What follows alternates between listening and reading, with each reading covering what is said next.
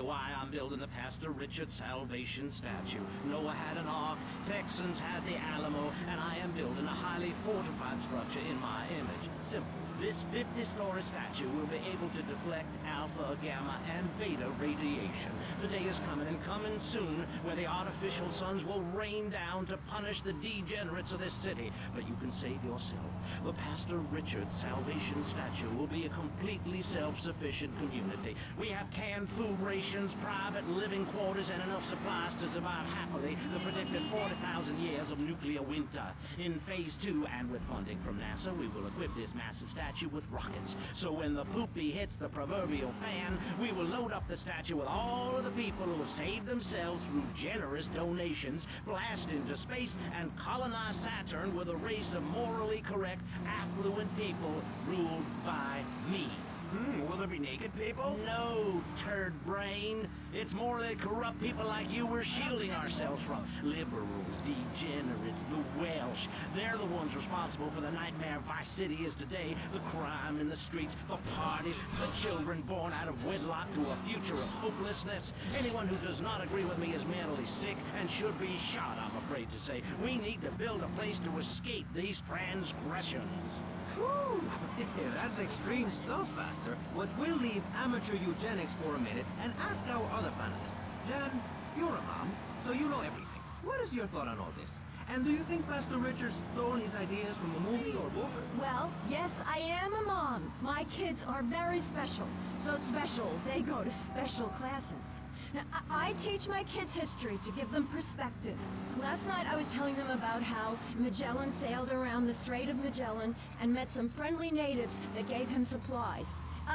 Then he had to kill all of them. And that's an important lesson about life. If you look at nature, you'll see many species that eat their children to protect them. This is especially true of hamsters. It's about putting the family first. That's really important to me, and where a lot of my morality comes from. And if you don't like it, find your own husband and stay away from mine, okay?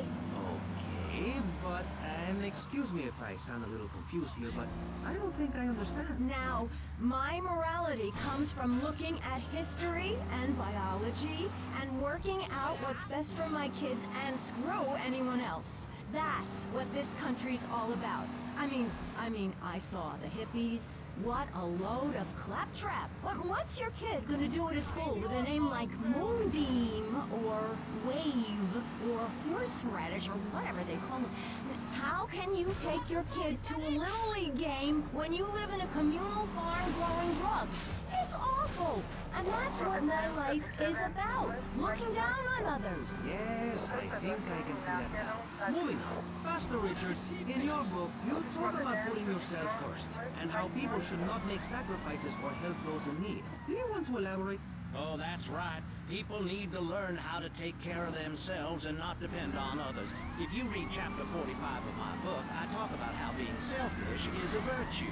The best thing you can do for someone that needs help is to tell them to help themselves. That builds moral character. Morality, Maurice. There's not much left in this city. Every time a culture has taken on the doctrine of helping your fellow man, we get thrown into the dark ages. Look at Russia. They keep trying to help each other out, extend a hand to a neighbor, and guess what? Every 10 years, someone's invading, burning down their homes, and taking their toilet paper. Napoleon, Stalin, Attila the Hun, all of them. After you read my book, you will understand. I may have been born in the sea, and I'm no dummy. Are we going to talk about being naked? Yeah, soon, Barry. Keep your hair on and calm down, please, my friend. Divorce rates are up. Standardized test scores are down. Vampire sightings at the mall. Can the family be saved? Or, to put it another way, if we're meant to be monogamous, why weren't we born already married? Jan, over to you. Well, since I'm a happily married mother, I know the family unit is the basis of all society.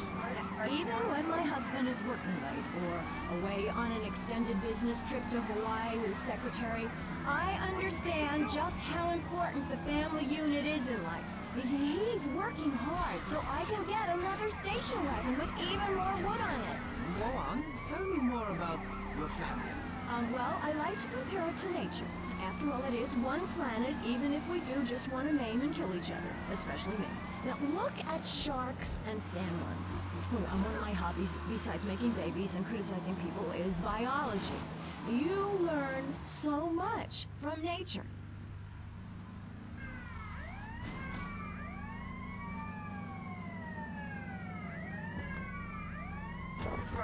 Nothing simpler about that place. Kids these days don't know how to preserve and can their own food. No wonder all they want to do is play video games or hang out with their friends. What is it, the Degeneratron? What a crock of shit. Hey, watch your language. This is radio. We have regulations about that sort of thing. But you let a naked man on. Yeah, he's behind the screen. You can't see him. It's not that exciting. Imagine a flabby guy with a ponytail and a nasty rash. You'll get the picture. Imagine one. I married one. Anyway, what was I saying? You were discussing the Degenatron, which I understand is a games machine. Then you swore. I'm sorry, it makes me so mad. I mean, what I heard my son, Patrick III, I heard him using slang words in the house the other day. Rad and cool and stick it. I mean, I beat him to within an inch of his life, and he will never make that mistake again. Americans should be spoken properly. What? No, don't interrupt me. I've got children, you know. Please. This is really important. It's about the family. Look. Nobody knows how to cook anymore. Nobody knows how to kill anymore. Nobody knows how to kill dinner. My daddy was a very wise man. Before that tractor pull accident, my daddy taught me how to slaughter a pig. That's very useful information. Oh, sure, I was a little nervous at first, but he put me in a room with a fork and a fat sow and told me he'd be back in an hour for some fat back and hog gels. As a mother, I'm proud to say I throttled the life out of that little piggy. I did it for my family, and I'll do it again. Feeding the family is my job as a mother. Daddy earns money and goes away with his secretary, and Mommy provides dinner and keeps a brave face on things, even though her heart is breaking. Where are my pills? Larry, you look like you've got something to say. I agree. Statistics show that families that... Come back here!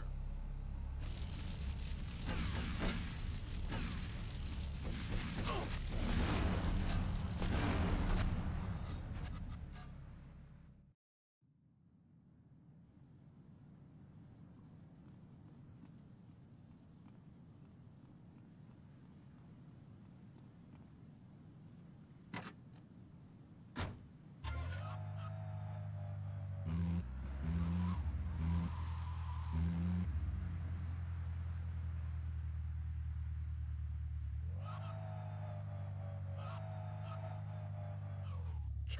damn!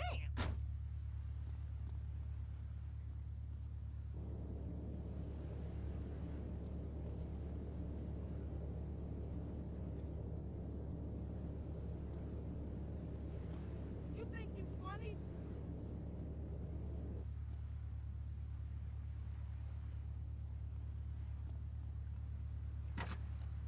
I'm not crazy about that sort of thing.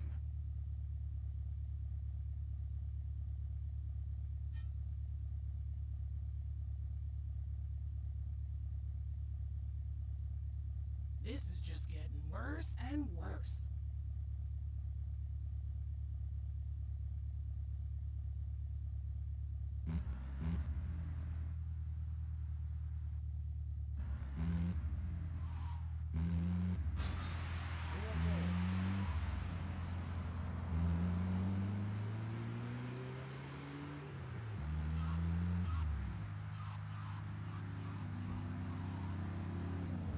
Oh, whiplash!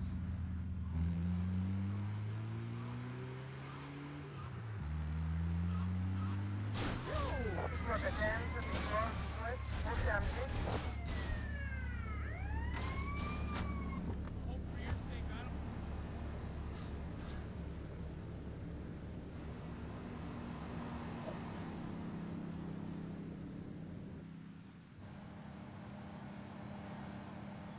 Damn it!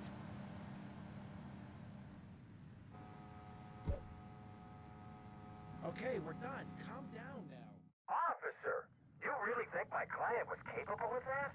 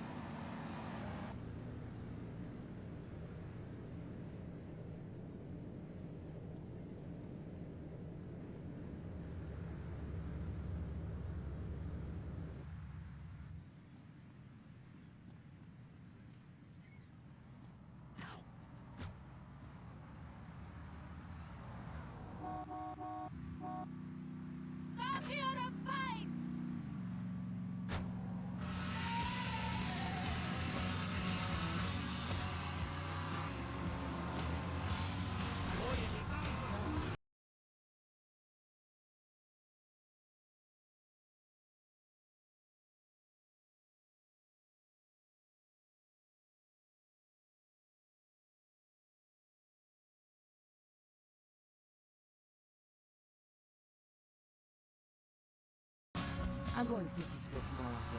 Look at me go. This Friday night, it's the incredible sitcom that has captured America's heart and given the whole country a new catchphrase. But I'm 42! Just the five of us. After a mix-up at the adoption agency, the Chesterfields came home with 3 zany new house guests. Jimmy, tidy your room and go to bed. I'm so sick of this! I keep telling you I'm not as fair to see! I look 12, but I'm a 42-year-old investment banker! I want to go out and get laid! Oh, yeah, like Santa Claus. Now, tidy your room. Asshole!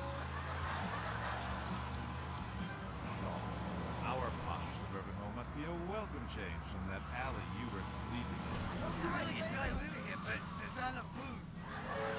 It's the funniest, most touching half hour on television. Charlotte, what's that smell? I set the couch on fire again. Yeah, I can help you with that. And this week, it's a